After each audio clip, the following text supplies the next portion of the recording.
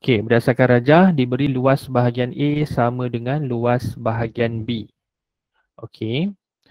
Berdasarkan hukum Kepler kedua, bandingkan tempoh masa bagi planet untuk mengorbit bahagian A dan B. Okey, so soalan bagi tahu dah berdasarkan hukum Kepler kedua. Okey, kita tahu hukum Kepler ada 3 yang kita baru belajar tadi, buat latihan tadi yang ketiga, sekarang yang kedua pula.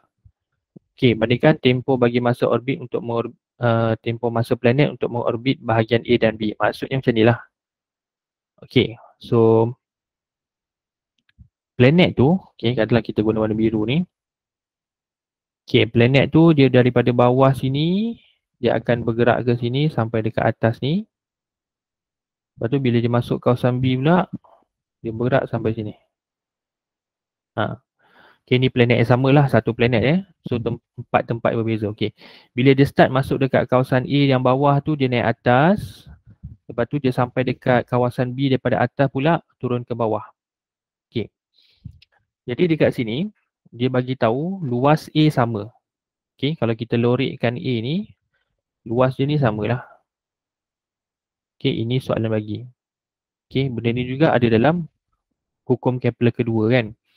Okey, jadi berdasarkan hukum Kepler kedua, kalau luas A sama dengan B, bermakna tempoh orbitan planet dekat kawasan A pun sama dengan kawasan B. So, jadi jawapan dia sama. Okey, kamu tulis je SAMA.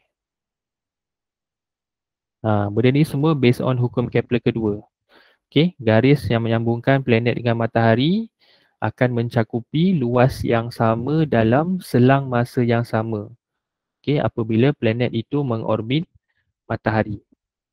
Okey, macam tu hukum Kepler kedua Jadi jawapan ni tak perlu nak tulis tempoh masa bagi planet untuk mengorbit bahagian A dan bahagian B adalah sama tak perlu nak ulang macam tu lah. Tulis dia sama. Okey, dia mesti sama. Bila luas sama, tempoh orbitan akan sama. Jadi kalau contohlah kalau dia daripada dekat kawasan A ni dia ambil masa katakanlah 2 bulan. Okey, bila dia berada dekat kawasan B pun dia ambil masa 2 bulan juga. Okey, benda ni ada dalam hukum Kepler kedua kita tengok balik. Okey. Okey, sekiranya rajah 3.2a mewakili pergerakan bumi mengorbit matahari, nyatakan hubungan antara jarak titik tengah bumi ke titik tengah matahari dengan laju linear bumi mengorbit. Okey, maksudnya kalau rajah yang kita tengok ke atas tadi tu sebenarnya yang biru tu adalah bumi. Okey, nyatakan hubungan antara jarak titik tengah bumi ke titik tengah matahari. Maksudnya tengah-tengah ni matahari lah. Okey, yang ni matahari. Okey, walaupun tengok saiz macam tak logik kan, tak apalah ni lukisan. Okey, jarak titik tengah bumi ke matahari tu membawa maksud jejari orbit lah. Okey, titik tengah bumi matahari maksudnya jejari. Okey, maksudnya jarak bila kawasan A kalau kita nampak jejari orbit bumi adalah lebih kecil kan. Sebab bila bumi berada dekat kawasan A, lebih dekat dengan matahari. Okey, jarak daripada bumi, titik tengah bumi ke matahari dekat. Bila bumi berada dekat B, kita nampak dia punya jejari orbit lebih besar. Okey, daripada tengah bumi sampai ke matahari tu lebih jauh. Okey, kalau dekat A dekat. Okey, sekarang dia nak kaitan dia dengan laju linear bumi. Okey, yang ni pun daripada hukum Kepler kedua yang atas ni. Okey. Kalau kita ingat balik, hukum Kepler kedua dia start daripada luas yang sama. Okey, bila luas sama, tempoh masa peredaran A dengan B pun sama. Okey, daripada dua tu, kalau kita tengok dekat rajah ni, kalau bumi berada dekat kawasan A, okey, dia terpaksa bergerak pada jarak yang lebih jauh kan. Tengok, daripada bawah naik atas dekat A tu jauh. B daripada atas ke bawah dekat je. Okey, dia punya laluan dia pendek. A tu laluan dia panjang. Okey, bila tempoh orbitan A dengan B sama, okey, lepas tu pula A jarak dia lebih jauh, bermakna bumi kena bergerak dengan kelajuan yang lebih besar dekat kawasan A. Bumi kena bergerak laju sikit lah daripada B. Bila bergerak dekat A sebab dia terpaksa bergerak pada jarak yang lebih jauh kan. Sebab dia kena sampai masa 2 bulan. Dia berada dekat kawasan A 2 bulan je. Kalau dekat B pun 2 bulan juga. Jadi disebabkan kawasan A tu jarak dia lebih jauh, jadi laju linear bumi dekat A tu lebih besar berbanding B. Faham itu hukum Kepler kedua. Dia ada 4 poin penting lah kat dalam tu. Yang pertama luas sama, selang masa sama. Okey, lepas tu jarak kawasan A lebih jauh berbanding B. Jadi bila bila dah jadi macam tu menyebabkan laju linear dekat A lebih besar berbanding B. Okey. Jadi untuk jawab soalan yang bawah ni dia nak jarak titik tengah tu maksudnya jarak inilah jarak jejari tu jejari orbit masa bumi dekat A dengan bumi dekat B tu Jadi kalau kita nampak dekat sini, okey. Yang ni dia punya V dia tinggi. Yang ni dia punya V dia adalah rendah. V ni adalah laju linear V ni linear speed. Okay, linear speed dekat A tinggi, linear speed dekat B ni rendah. Okay, benda tu datang daripada okay. So dia punya R dekat A ni adalah rendah, R dekat B ni adalah tinggi. R tu maksudnya jarak daripada titik tengah bumi ke titik tengah matahari. Okay, jadi kalau kita nampak dekat sini, okay, kalau R bertambah, okay, tengok kalau dekat A, R dia rendah kan, dekat B R dia tinggi. So R bertambah, V berkurang. Okay, dia jadi macam berkeras songsa lah. Okay, R naik tapi laju linear turun. Okay, jarak planet dengan matahari bertambah, laju linear berkurang. So kita boleh tulis kat sini dah bertambah berkurang So dekat sini kena tulis semakin lah. Okay, semakin bertambah. Okay, jarak. Okay, titik tengah bumi dan matahari semakin berkurang. Laju linear bumi.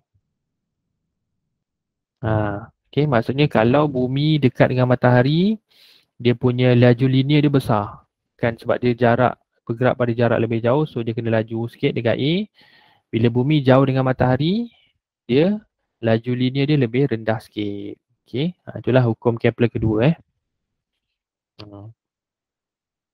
Okay, faham kat situ? Jadi hukum Kepler ketiga tentang tempoh orbit dan juga jejari orbit. Kalau hukum Kepler kedua tentang ni luas kawasan dengan selang masa. Kalau hukum Kepler pertama tentang orbit berbentuk elips. Okay, matahari berada di salah satu fokus dia. Okay, clear tu hukum Kepler. Okay, tengok yang ni pula. Okay, soalan 3. Okey, terangkan mengapa laju linear planet berubah apabila ia mengorbit matahari. Okey, terangkan laju linear planet berubah apabila ia mengorbit matahari. Okey, kita baru bincang yang tadi kan. Okey, dia kata kenapa laju linear ni berubah? Kenapa tak tetap dia?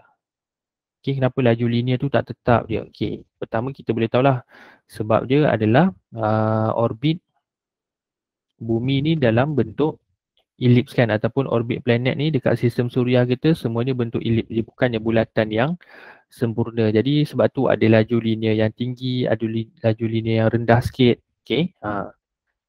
Okay, jadi kat sini kalau kita tengok ada 4 point. Okay. Benda ni boleh diterangkan menggunakan hukum Kepler kedua tu. Okay, nak senang kita labelkan dululah. Okay, yang ni kalau kita nampak dia punya arah peredaran dia secara lawan jam kan. So dia buat anak panah tu, kita buatlah yang ni A, yang ni B, yang ni C, yang ni D. Kita buat macam tu kita boleh letaklah kat situ. A pergi ke B, C pergi ke D Okay, so diberi dekat situ 30 hari, 30 hari. Okay, maksudnya planet tu bila dia berada dekat A, nak sampai dekat B ambil masa 30 hari. Bila planet tu sampai dekat C, nak pergi D pun 30 hari juga. Ini hukum Kepler kedua lah. Okay, kita buat ikut dia punya flow ikut dia punya nota yang kita faham dalam hukum Kepler kedua. Okay, yang pertama, Okey, luas kawasan.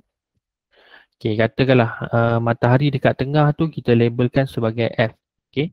F tu stand for focus. Okey, matahari berada di fokus kan. Okey, jadi luas kawasan AFB sama dengan CFD. Okey, luas kawasan AFB sama dengan CFD Okey, itu yang pertama. Okey, yang kedua. Okey, tempoh orbitan. Okey, tempoh orbitan planet. Okey, dari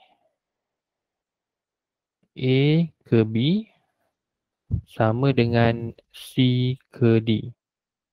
Okey, tempoh orbitan bila luas dah sama tadi tu, tempoh orbit samalah A ke B sama dengan C ke D 30 hari, 30 hari.